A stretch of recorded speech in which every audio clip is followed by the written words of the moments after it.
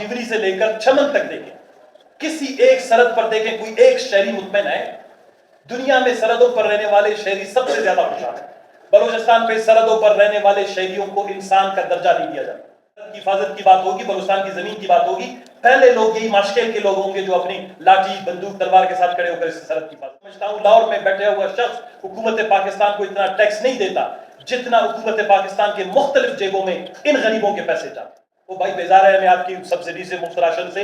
ये गरीब आदमी खुद भेड़ बकरियों की तरह, जानवरों की तरह, गधों की तरह जो है अपने कंधे पर जो है एक एक सुन ले आते हैं। आप इसी के भी पीछे पड़े। जिस तरह उन्होंने कहा कि फुटबॉल की तरह सिटिंग एमपीए मिनिस्टर जब हम पीएम होते थे, जिस सेक्रेटरी के साथ पास फिर जाए, चीफ सेक्रेटरी साहब के पास जाए, डिप्टी कमिश्नर के पास जाए, कमिश्नर के पास जाए, संजीदा से इनके मुतालबा। बलूचिस्तान नेशनल पार्टी इनके तमाम तर मुतालबात की नजर जमायत करता है, बल्कि हम ये समझते हैं कि अगर इनके मुतालबात को तस्लीम नहीं किया गया, इनके नुमाइंदे भी बैठे हुए हैं, जिले के नुमाइंदे बैठे हैं, इनके खुद बैठे हुए हैं, जो भी कदम ये उठाएंगे इस्लामाबाद तक भी लॉन्ग मार्च करेंगे। हमारा वादा है बलूचिस्तान नेशनल पार्टी के साथ।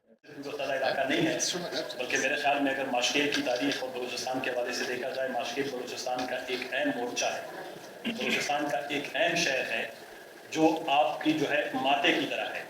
ईरान की जानिब अगर जितने शहर आबाद हैं, मैं तो ये समझता हूँ जिस तरह जावेद साहब ने सारी तफसीली बातें आपके सामने की होंगी, और जो मुतासरीन हैं जो 700 किलोमीटर जो है तभी इस गर्मी में लॉन्ग मार्च करके आए, उन्होंने अपना सारा किस्सा आपके पास बयान किया होगा। मैं तो सिर्फ ये कहता हूँ कि हुकूमत बलूचिस्तान इतनी सी तकलीफ करे, आप जितने साथी हज़रात बैठे हुए हैं, आप लोगों को राहदारी या वीज़ा दे दें। आज जावेद साहब और हम बंदोबस्त करेंगे आपको अपने जो ईरान के अंदर इस तरह के बलोचों के शहर है, सिर्फ उनका एक झलक आपको दिखा देंगे। वहाँ पर जाएं, क्या सहूलियात दी गई हैं उनको?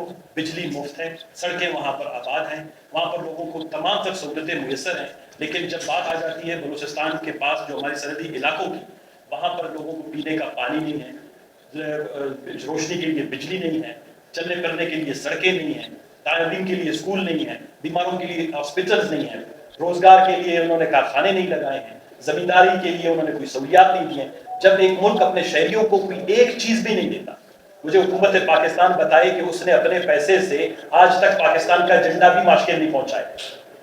माशकेल में आज तक जब पहली दफा मैं एमएनए बना, पहला एक पीजीसीएल का एक छोटा सा जो एक एक्सटेंशन था, वो हमने वहां पर स्टार्ट किया। उससे पहले हुकूमत पाकिस्तान के कोई 250 से 300 ईंट भी वहां पर मौजूद नहीं, मां सिवाय एक दो उनके टैक्सी के चेक पोस्टों के जो बलूचिस्तान में हमेशा से वहां पर मौजूद। अगर इनको आप इतना शहरी समझते हैं तो मेरे ख्याल में आज इनको 700 किलोमीटर यहाँ आने की जरूरत नहीं थी। इलेक्ट्रॉनिक मीडिया का दौर है, प्रिंट मीडिया का दौर है, डिप्टी कमिश्नर और कमिश्नर रोजाना अपने डीएसआर जिसको कहते हैं डेली सिचुएशन रिपोर्ट, उसमें बताते हैं कि जी लोगों में तशवीश पाई जाती है। तो उस डीएसआर की बुनियाद पर उसी दिन यहाँ से हुकूमत बलूचिस्तान सेक्रेटरी साहब को, अपने डिप्टी कमिश्नर साहब को, कमिश्नर साहब को, चीफ सेक्रेटरी को भेजकर वहां के माशकेल के लोगों से ये बात पूछता। ये फ्रंट लाइन डिफेंडर यही है। अगर जिस सरहद की बात करते हैं, जिस सरहद की हिफाजत की बात होगी, बलूचिस्तान की जमीन की बात होगी, पहले लोग यही माशकेल के लोग होंगे जो अपनी लाठी बंदूक तलवार के साथ खड़े होकर इस सरहद की हिफाजत करेंगे। लेकिन आज सबसे ज्यादा बदहाल आप जीवरी से लेकर चमन तक देखें, किसी एक सरहद पर देखें कोई एक शहरी मुतमईन है? दुनिया में सरहदों पर रहने वाले शहरी सबसे ज्यादा खुशहाल है। बलूचिस्तान पे सरहदों पर रहने वाले शहरियों को इंसान का दर्जा नहीं दिया जाता, जानवरों से वाला सलूक किया जाता है इनके साथ। ये तो मेरे ख्याल मुख्तसर से तजावीज लेके आपके सामने आए। आप वहां रोजाना लोगों की जिंदगी देखें, अगर वो गाड़ी में सामान ले जा रहा है तो आधा सामान उतार दिया जाता है। अगर गाड़ी में मामूली से अपने इलाके की जमींदारी के लिए, दुकानदारी के लिए कोई तेल ला रहा है तो आधा तेल एफसी वाले उतार देते हैं। ये लोग बेचारे अपनी गरीबी के लिए कोई कारोबार करते हैं किसी भी चीज में। ये हुकूमत पाकिस्तान को, मैं तो ये समझता हूँ लाहौर में बैठे हुआ शख्स हुकूमत पाकिस्तान को इतना टैक्स नहीं देता जितना हुकूमत पाकिस्तान के मुख्तलिफ जेबों में इन गरीबों के पैसे जाते हैं। चेक पोस्टों के नाम पर, बत्ते के नाम पर, इनके सामान के उतारने के नाम पर। और बदले में मैं ये समझता हूं जब तक माशकेल की जितनी यहां पर बात करें आप इसको समझेंगे नहीं। आप एक साफियों का जो है ग्रुप, आप अपने साफियों पर मुश्तमिल एक आप लोग टीम बनाए और जाएं बलूचिस्तान के उस बदहाल, उस पसमानदा हाल इलाके का हाल देखें। और सबसे बड़ी बात आपको बताऊं, जिस रेकोदिक की बात की जा रही है, उस रेकोदिक के लिए जमीन तो यहां से माशकेल से दी जाती है। कहते हैं जी इसका सोना और तांबा और चांदी पता नहीं जो कुछ है उसको बदर तक गुजारने के लिए ये रास्ता तो इस्तेमाल करेंगे, लेकिन लोगों के लिए कोई सड़क तामीर नहीं की जाती। ये सबसे बड़ी जो है पाकिस्तान बलूचिस्तान के अंदर जो ये बदहाली है, हम हमेशा से यही बात करते चले आ रहे हैं कि अगर इस मुल्क में बलूचिस्तान सूबाई इकाई है तो एक एमपीए, मैं भी एमपीए रहा हूं, ये एमएनए बैठा है, हमें कोई बताए कि बलूचिस्तान में हुकूमत किसकी? हम एफसी को मिन्नतें करें, उसके पांव पड़ें, ہم سیکریٹریٹ پہ چیف سیکرٹری اور سیکرٹری صاحب کی منتیں کریں, ان کے پاؤں پڑے ان کے لیے, کے لیے ہم پولیس کے پاس جائیں یا کوئی نام نہاد جو صوبائی حکومت ہے کس کے پاس ہے یہ اختیار؟ یہ تو بہت معمولی سی چیزیں ہیں. جس طرح انہوں نے کہا کہ فٹ بال کی طرح sitting M P a minister جب ہم پی ایم ہوتے تھے, جس سیکرٹری کے ساتھ پاس جائیں, چیف سیکرٹری صاحب کے پاس جائیں, ڈپٹی کمشنر کے پاس جائیں, کمشنر کے پاس جائیں, سنجیدہ سے ان کے مطالبات ہیں. اور یہ مطالبات میں آفرین پیش کرتا ہوں ان کو, ان کے حوصلے کو, جذبے کو, کہ وہ اس گرمی میں یہاں سے 700 کلومیٹر کا فاصلہ طے کر کے آئے ہیں.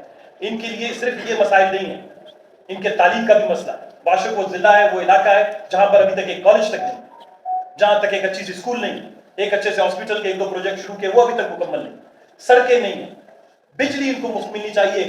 ایران سرحدوں پر رہنے والے تمام اپنی آبادیوں کو مفت بجلی, مفت تیل, مفت گیس کے سلنڈر اور وہ کیا کہتے ہیں کہ سبسڈائز کم رعایت پر جو ہے وہ راشن فراہم کرتا ہے. وہ بھائی بیزار ہے ہمیں آپ کی سبسڈی سے, مفت راشن سے. یہ غریب آدمی خود بیڑ بکریوں کی طرح, جانوروں کی طرح, گدوں کی طرح جو ہے اپنے کندھے پر جو ہے ایک ایک سن لے آتے ہیں. آپ اسی کے بھی پیچھے پڑے ہوئے ہیں کہ جی ہم اس کو بھی بند کریں گے. یہ باقاعدہ طور پر لگ یہی رہا ہے کہ پاکستان کو کبھی کبھی ان کو ایسا محسوس ہوتا ہے جیسے پاکستان کی آج بدحالی کی قرضوں کی ذمہ داری ماشکیل کے لوگوں نے لی ہے. وہ سارا پاکستان کا قرض کے خیال میں اس بارڈر کو بند کر دیں گے, پاکستان کے سارے قرض ختم ہو جائیں. ایسا نہیں ہے. تو اب ان کے بلوچستان نیشنل پارٹی ان کے تمام تر مطالبات کی نظر حمایت کرتا ہے, بلکہ ہم یہ سمجھتے ہیں کہ اگر ان کے مطالبات کو تسلیم نہیں کیا گیا, ان کے نمائندے بھی بیٹھے ہوئے ہیں, ضلع کے نمائندے بیٹھے ہیں, ان کے خود بیٹھے ہوئے ہیں, جو بھی قدم یہ اٹھائیں گے اسلام آباد تک بھی لانگ مارچ کریں گے. یہ ہمارا وعدہ ہے بلوچستان نیشنل پارٹی آپ کے ساتھ. یہ بھی گزارش کرتا ہوں کہ تمام سرحدوں پر رہنے والے جتنی بھی آبادی ہے جو ہماری بات سن رہی ہے وہ یکجا ہو جائے. چمن سے لے کر جیونی تک اس وقت سرحدوں پر رہنے والے لوگ جو ہیں وہ تیسرے درجے کی زندگی, شہری کی زندگی گزار رہے ہیں. آپ لوگوں کو اکیلے 500,000 کی تعداد میں جمع ہونا نہیں پڑے.